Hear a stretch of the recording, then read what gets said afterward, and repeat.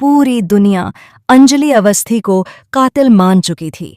हर तरफ उसी का नाम लिया जा रहा था, हर जुबान पर उसी की चर्चा थी और हर आंख में उसके लिए नफरत भरी हुई थी। जिस शहर में कभी उसकी ईमानदारी के किस्से सुनाए जाते थे, आज वहीं लोग उसे देखकर रास्ता बदल लेते थे। लेकिन सच्चाई हमेशा शोर नहीं मचाती, वह सही वक्त का इंतजार करती है। और अब वह वक्त धीरे धीरे करीब आ रहा था। जिस शख्स ने अंजलि को इस खौफनाक साजिश में फंसाया था, उससे एक ऐसी गलती हो चुकी थी जो पूरे खेल को पलट सकती थी।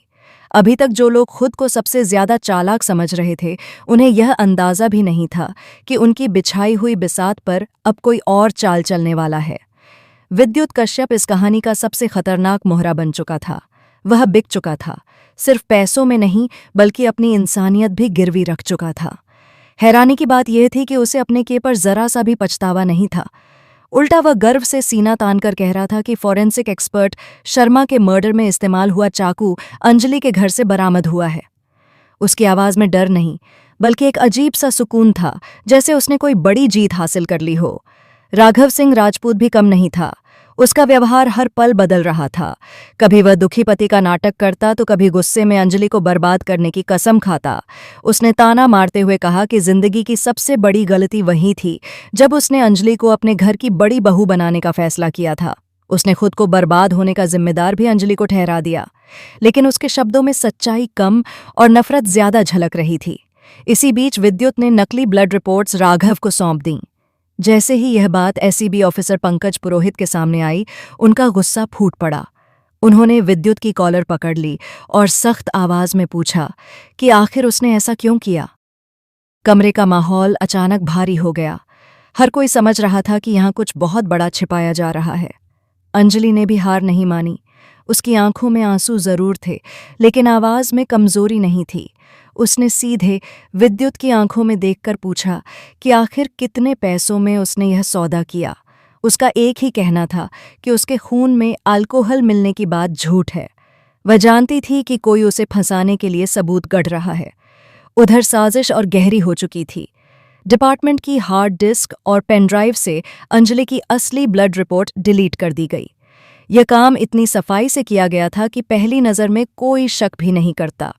लेकिन हर परफेक्ट क्राइम अपने पीछे कोई ना कोई निशान जरूर छोड़ता है। यहीं पर कहानी में एक नया मोड़ आता है। प्रकाश त्रिपाठी, जो अब तक चुपचाप सब देख रहा था, अचानक असली ब्लड रिपोर्ट और पेनड्राइव लेकर निकल जाता है। उसने युवराज और उसके साथियों को डबल क्रॉस कर दिया था। यह कदम बेहद खतरनाक था क्योंकि अब वह खुद भी निशाने पर आ सकता था। लेकिन शायद उसे समझ आ गया था कि गलत लोगों का साथ देने का अंजाम हमेशा बुरा होता है। अब शिकारी खुद शिकार बनने वाले थे। तभी एंट्री होती है वेद राजवंशी की। वेद सिर्फ तेज दिमाग वाला इंसान नहीं था, बल्कि सच तक पहुंचने का जुनून भी रखता था। उसने कई टुकड़ों को जोड़कर एक ऐसी तस्वीर तैयार कर ली थी जिसे देखकर हर कोई हैरान रह जाने वाला था। वेद ने पंकज और अंजलि के सामने कुछ तस्वीरें रखीं। पहली नज़र में वे सामान्य लगीं, लेकिन जब ध्यान से देखा गया तो एक अजीब बात सामने आई। उन तस्वीरों में दिख रही अंजलि की उम्र अलग लग रही थी, जैसे वह असल अंजलि नहीं हो। फिर वेद ने वह सच बताया जिसने सबकी सांसें रोक दीं। आरती अंजलि बनकर उसे बदनाम कर रही थी। यह सिर्फ पहचान की चोरी नहीं थी, बल्कि एक सोची समझी साजिश थी ताकि अंजलि पर लगे आरोप और मजबूत हो जाएं। जब आरती के कमरे की तलाशी ली गई तो वहां से विग और वही कपड़े मिले जो तस्वीरों में दिखाई दे रहे थे। अब शक की कोई गुंजाइश नहीं बची थी। यह सब सुनकर अंजलि का दिल टूट गया। जिस परछाई से वह अनजान थी, वही उसकी जिंदगी को अंधेरे में धकेल रही थी। एक पल के लिए उसे लगा कि शायद अब सब खत्म हो चुका है, लेकिन वेद ने उसे टूटने नहीं दिया। वेद ने कहा कि यह अंत नहीं बल्कि शुरुआत है। अगर आरती अंजलि बन सकती है तो अंजलि भी आरती बनकर सच को सामने ला सकती है। यह प्लान जोखिम भरा था, लेकिन यही एक रास्ता था जिससे असली गुनहगारों तक पहुंचा जा सकता था। पहली बार अंजलि की आंखों में डर की जगह दृढ़ता नजर आई। अब वह सिर्फ खुद को बचाने के लिए नहीं, बल्कि सच को जीत दिलाने के लिए लड़ने वाली थी। दूसरी तरफ युवराज को धीरे धीरे एहसास होने लगा था कि कहीं न कहीं खेल उसके हाथ से फिसल रहा है। उसे प्रकाश की गद्दारी का पता चल चुका था और वह बेहद गुस्से में था। उसने तय कर लिया कि जो भी उसके रास्ते में आएगा उसे हटा दिया जाएगा। राघव भी बेचैन था। उसे लग रहा था कि अगर सच्चाई बाहर आ गई तो उसकी बनाई हुई झूठ की दीवार पल भर में गिर जाएगी। इसलिए वह हर कदम बहुत सोच समझकर उठा रहा था। इधर अंजलि ने आरती का रूप धारण करने की तैयारी शुरू कर दी।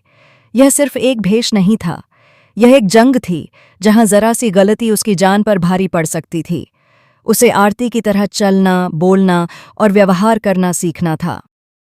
जैसे जैसे योजना आगे बढ़ रही थी, खतरा भी बढ़ता जा रहा था। लेकिन अब पीछे हटने का सवाल ही नहीं था।